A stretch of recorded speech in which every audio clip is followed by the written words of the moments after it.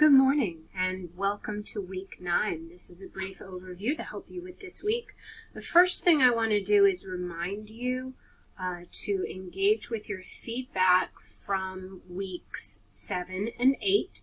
I'm giving you feedback there, especially on your thesis development and thesis statements, to make sure that you have a strong thesis statement to work with, and make sure that you do have a strong thesis statement before you try doing this week's work. If you do not have a strong thesis statement, I'm going to come on up here and remind you that I have help sessions this week, and remind you that they are listed for you here.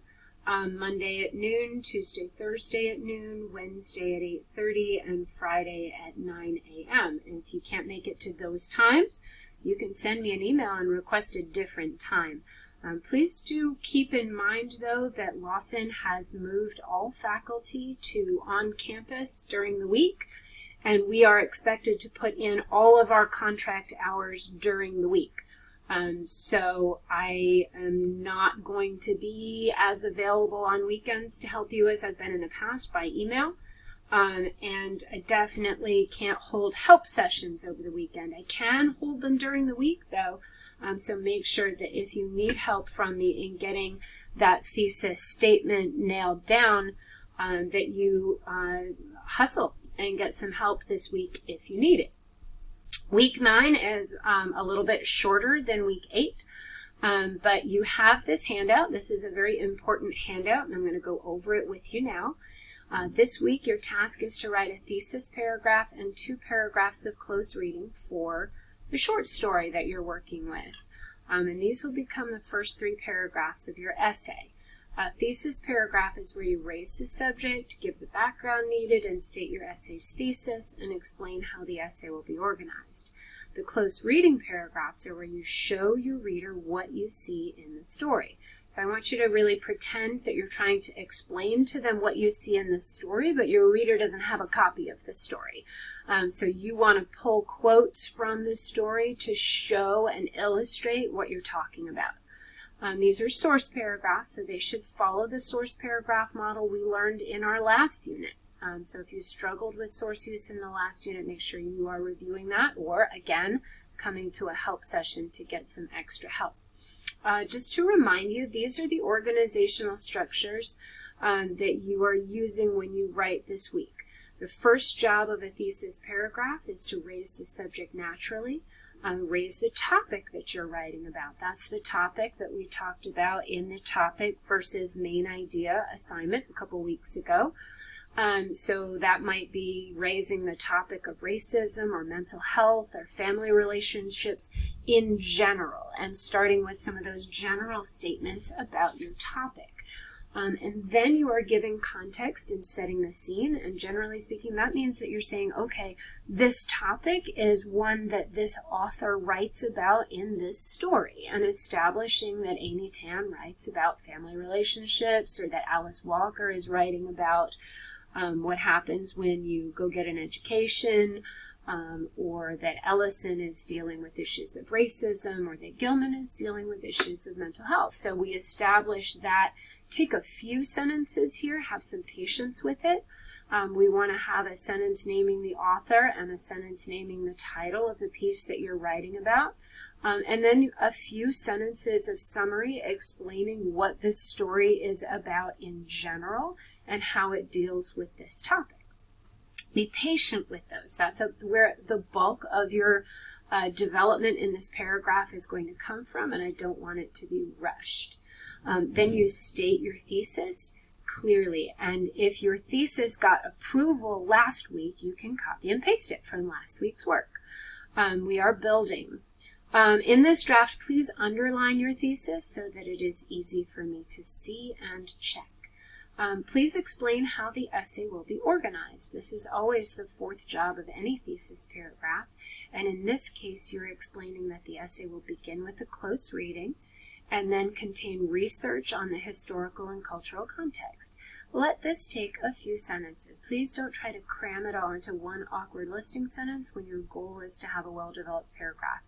If you're not sure what the essay is required to contain, you can back up to the checklist from a week or so ago that tells you what's required for this essay, because we have gone over that overview. So that overview should appear here in a few sentences. And then just one sentence to close it out to get the reader ready to begin the close reading. And that can just be something like, let's dive into the text and take a look at what's happening. The close readings, and there will be 2 of them, 2 paragraphs of close reading. This is a minimum. You can have a 3rd paragraph of close reading if your text is complicated or if what you are trying to explain about your text is complicated.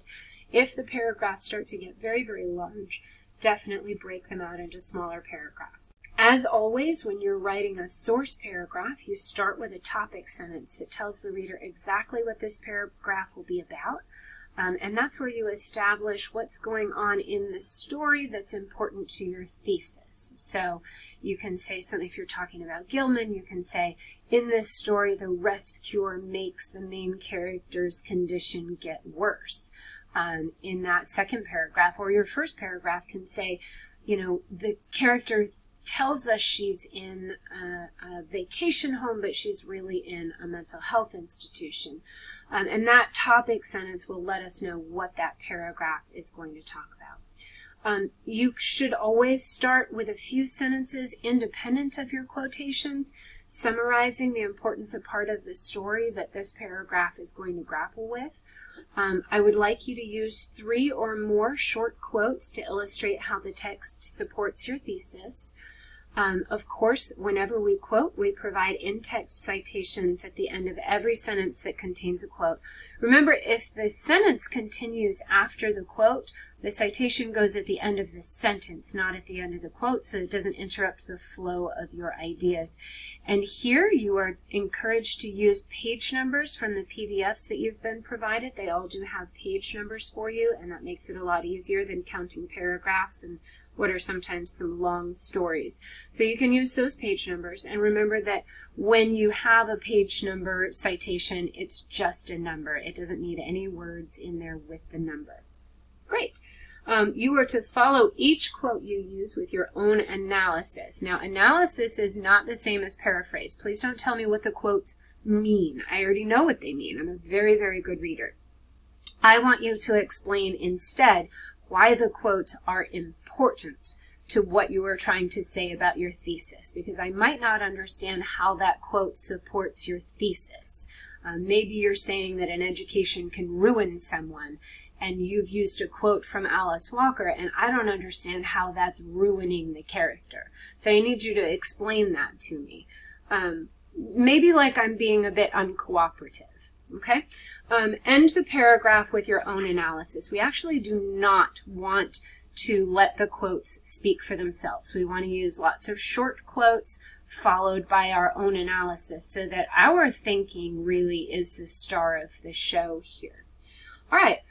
Here attached is a sample of a student who did this very, very well in a previous semester.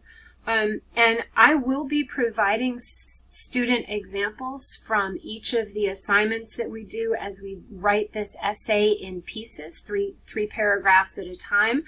But they're not going to all be students who used the same story. So the first 3-paragraph example might come from Yellow Wallpaper, the second 3-paragraph example might come from Ellison, and the third 3 paragraphs might come from Amy Tan.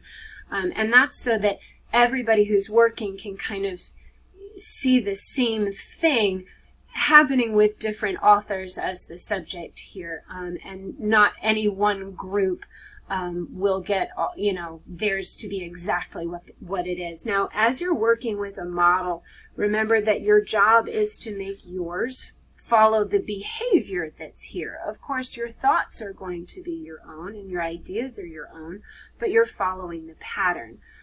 So you can see she started with the topic, which was mental health. She introduced the Yellow Wallpaper and the author in a few sentences here. and gives us a quick sense of what this story is about. She has her thesis nice and clear and underlined, and then she does tell us how the essay will be organized, and then she lets us get started with that close reading. So she follows that pattern pretty carefully and with good results, and I'll let you read that on your own. Notice here that she starts with her topic sentence, and she follows with 2 or 3 or 4 sentences of summary first, and then she starts quoting. She integrates her quotes to be part of grammatical sentences, and when you read them out loud, they are nice and smooth. If you were to listen to this with your eyes closed, it would sound like there might not even be a quote there. It says she is suffering from postpartum depression, and John is more likely her doctor since he has made me take cod liver oil and lots of tonics and things. And then you see that her citation is here, and it is from the page number of the PDF, and it's just a page number alone in parentheses. There are no other words needed in that citation. Notice also that her sentence ends after the citation, not at the end of the quote. So she's moved the period that was in the text here and put it at the end of her sentence instead. And she uses 1, 2, 3, 4 quotations in this paragraph to make it actually 5. 2 of them are in the same sentence, and this one was from page 655, and the second one was from page 656. She does a very good job weaving that in, so if you need a model for how to do that, this student has provided a great example of that. Notice that she ends the paragraph with her own analysis rather than ending with the quote.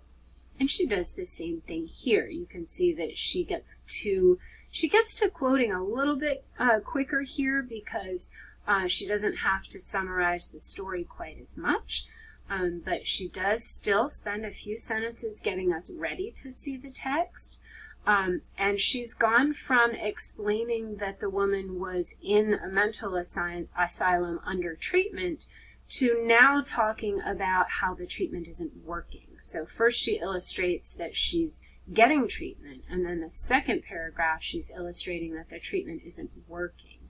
And so you do want to take that kind of organizational approach where the first paragraph will deal with one aspect of it and the second will deal with another. So if you're talking about Alice Walker, the first might talk about the conflict over the quilt, and the second might talk about the clash of personalities and who gets the quilt. So you might just divide it up in any number of ways. If this were Ellison, the first one might be about what the young man's grandfather says to him and how he takes it, and then the second one might be about the battle royale itself and what he has to go through to have his say. So there are a lot of different ways to organize that depending on what you're trying to say. It really depends on what your thesis is there. So this is a model for you to use. It might be wonderful to print this out and have it with you as you're trying to create the same thing. That is about all we need to cover. If you do need help, remember those help sessions are there for you, and they are very important. And I am absolutely ready to help you at any point when you need help.